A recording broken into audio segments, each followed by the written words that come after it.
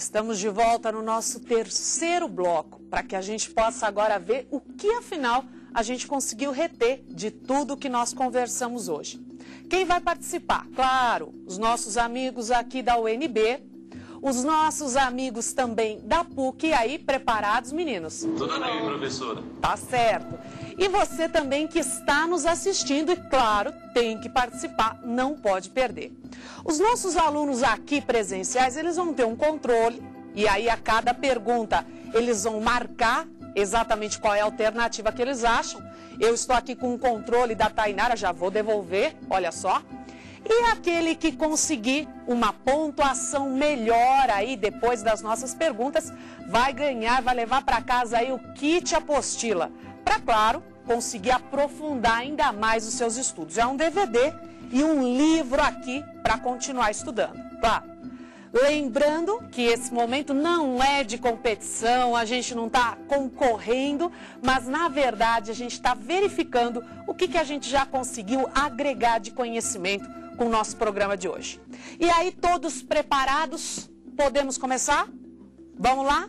Então vamos à nossa primeira pergunta. O estabelecimento é uma pessoa jurídica. 2. Sujeito de direitos e obrigações. 3. Apenas um conjunto de bens materiais. 4. Universalidade de fato. Valendo.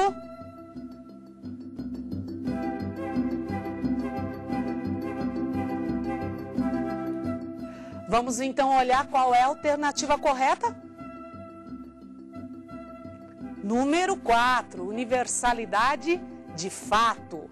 Vamos lembrar por quê? Olha só, o estabelecimento não é sujeito de direitos e obrigações, também não se confunde com a pessoa jurídica.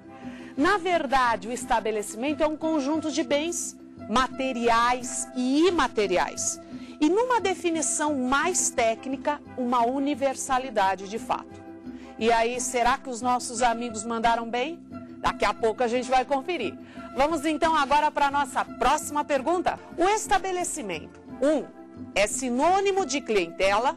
2, é sinônimo de fundo de comércio. 3, é sinônimo de ponto comercial. 4, é sinônimo de ramo de atividade. Valendo.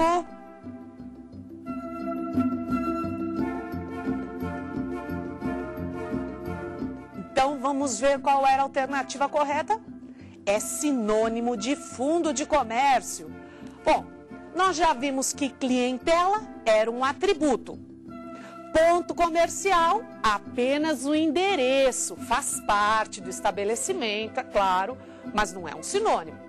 Ramo de atividade aí não tem nada a ver mesmo, sabe? Foi colocado aí mesmo só para você eventualmente se enganar. Na verdade, estabelecimento é sinônimo de fundo de comércio.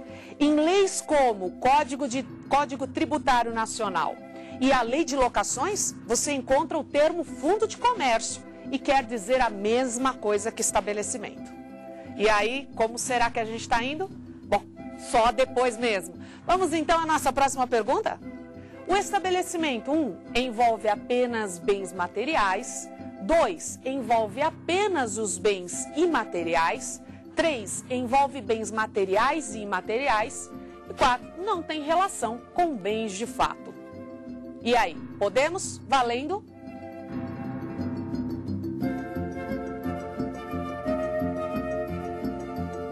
E aí, vamos ver qual é a correta? Número 3, envolve bens materiais e imateriais. Claro, não é mesmo? Envolve cadeira, mesa, refrigerador, forno e também envolve marca, título do estabelecimento, eventualmente uma patente, se for uma indústria farmacêutica, por exemplo. Então, essa amarração de bens corpóreos e incorpóreos que nós chamamos de estabelecimento. Vamos então para a nossa próxima pergunta? Vamos a ela. O trespasse, 1, é um contrato típico. 2, trata-se de contrato de alienação do estabelecimento. 3, trata-se de contrato de arrendamento do estabelecimento.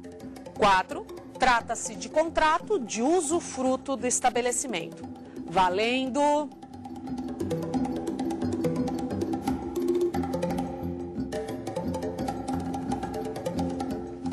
Vamos olhar a resposta correta. Número 2, trata-se de contrato de alienação de estabelecimento. Claro que contrato de arrendamento e usufruto a gente já tinha descartado durante a aula, dizendo que na verdade é uma forma de aproveitamento do estabelecimento. Agora, cuidado, não é um contrato típico. Para que um contrato seja típico, ele precisa ter as obrigações, os deveres de cada um dos envolvidos na legislação. O que a lei fala sobre o contrato de trespasse é apenas algumas formalidades contratuais. Por isso que a gente diz que ele é um contrato atípico. Tudo bem? Então não basta ter só previsão na lei. Precisa ter um pouco mais de detalhes em relação às obrigações, em relação aos direitos dos envolvidos no contrato. E aí, fácil? Beleza? Vamos então para a próxima pergunta. O adquirente, 1. Não responde pelas dívidas contraídas antes do trespasse. 2. Responde por todas as dívidas contraídas antes do trespasse. 3. Responde pelas dívidas contabilizadas. 4. Responde apenas pelas dívidas vincendas. Valendo?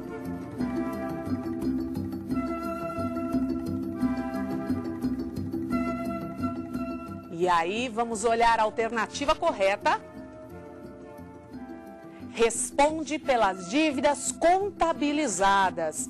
É isso que está escrito no artigo 1146 do Código Civil. Veja, ele não responde por toda e qualquer obrigação, apenas por aquelas obrigações, ou que estão no contrato, ou que estão contabilizadas em algum livro que o comprador deveria ter tomado ciência. É isso. É ele que assume as dívidas contabilizadas. Lembrando, claro, aquela história de dívidas tributárias e trabalhistas, que na verdade, numa pergunta de empresarial, não cairia mesmo. Dívida trabalhista e tributária cairia numa pergunta típica de tributário ou de direito do trabalho. Pelo menos é assim que aparece nos concursos. Tudo bem? Vamos então à próxima pergunta. O alienante, 1. Não responde por nenhuma obrigação quando realiza o trespasse. 2. Responde pelas dívidas contraídas antes do trespasse por 2 anos após o trespasse. 3. Responde pelas dívidas contraídas antes do trespasse por 1 ano após a publicação ou vencimento das dívidas. 4. Responde pelas dívidas contraídas antes do trespasse por 3 anos após o trespasse. Valendo?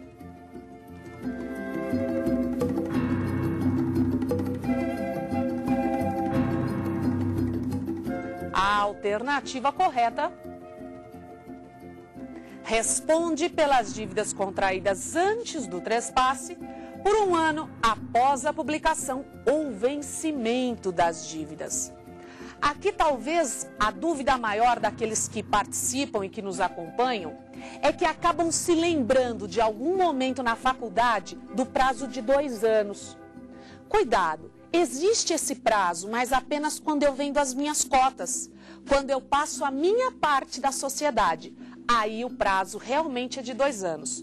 Mas quando nós falamos de trespasse, a venda do estabelecimento inteiro, aí o prazo é de 1 ano, solidariamente, e esse prazo é contado do vencimento ou da publicação do trespasse. Vamos à próxima pergunta. A não concorrência ocorre por 5 anos, salvo disposição expressa em sentido contrário. Ocorre por 2 anos, salvo disposição expressa em sentido contrário. Ocorre por 6 meses, salvo disposição expressa em sentido contrário. Depende de previsão contratual. Valendo!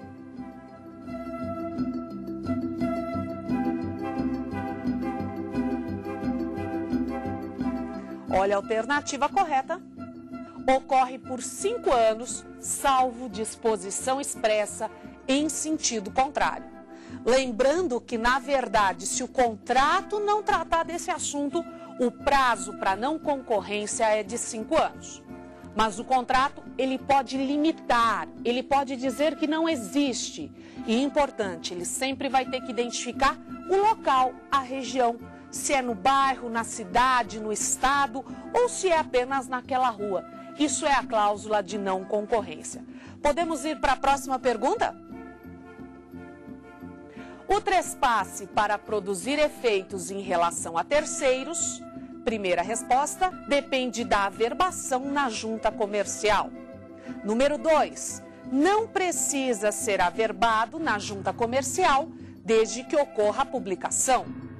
Número 3, basta um contrato assinado por 2 testemunhas. E 4, precisa ser registrado no cartório de títulos e documentos. Valendo?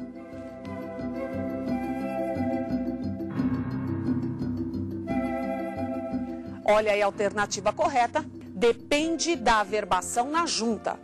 É claro que depende também da publicação.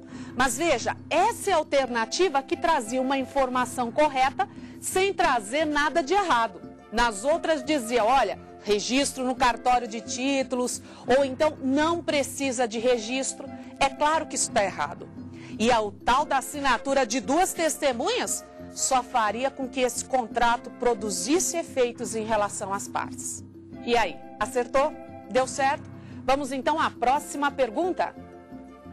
O trespasse 1 depende sempre da concordância dos credores. 2, nunca depende da concordância dos credores.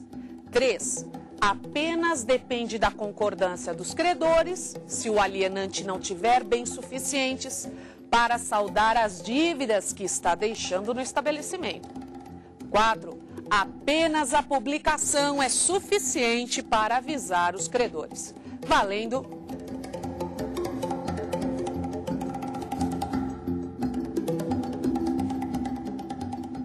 Vamos à alternativa correta. 3, apenas depende da concordância dos credores se o alienante não tiver bens suficientes para saldar as dívidas que está deixando no estabelecimento. Veja, cuidado sempre com frases que aparecem sempre, apenas, isso inclusive em prova. Normalmente essas frases, elas estão erradas quando elas caem em concurso. Apenas, somente, simplesmente, elas são muito restritivas. Então veja, aqui era necessária a concordância dos credores, mas só quando o alienante não tiver bens suficientes. E a gente até conversou aqui sobre essa história do Eric, até que perguntou como é que a gente avalia essa suficiência do patrimônio. Vamos então à próxima pergunta. A concordância dos credores, quando necessária, deve ser sempre expressa. 2, pode ser expressa ou tácita e a notificação ser judicial. 3, pode ser expressa ou tácita e a notificação deve ser judicial ou extrajudicial. E 4, depende da simples publicação no Diário Oficial do Estado. Valendo!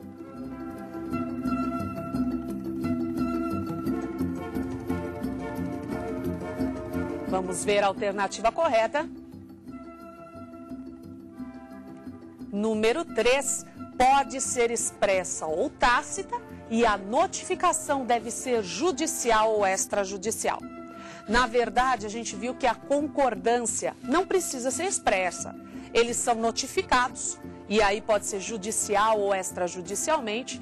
E, claro, no momento que eles são notificados, se eles apenas ficarem quietos, quer dizer que eles concordaram. Pode ser expresso ou tácito mesmo.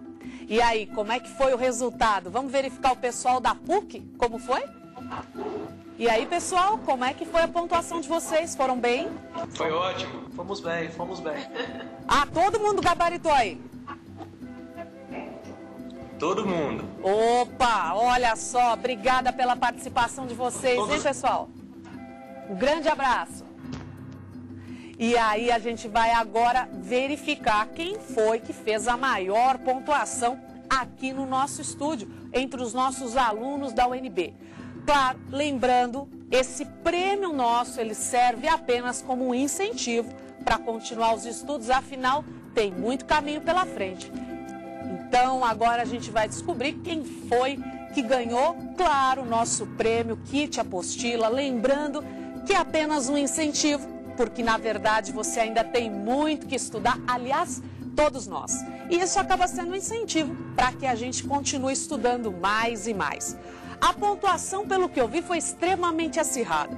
Os nossos amigos aqui ficaram, o tempo inteiro cabeça a cabeça. Mas hoje, quem vai levar o nosso prêmio de incentivo é o Fábio. E aí? Parabéns para você, Fábio. Parabéns, olha aí, acertou. Os outros chegaram perto, Então todos merecem aí os nossos aplausos. Obrigada aí pela participação de vocês. E você em casa, como foi? Conseguiu pontuar? Conseguiu lembrar de tudo isso? Que ótimo, o importante é a sua participação. Claro que a gente viu hoje o tema de estabelecimento.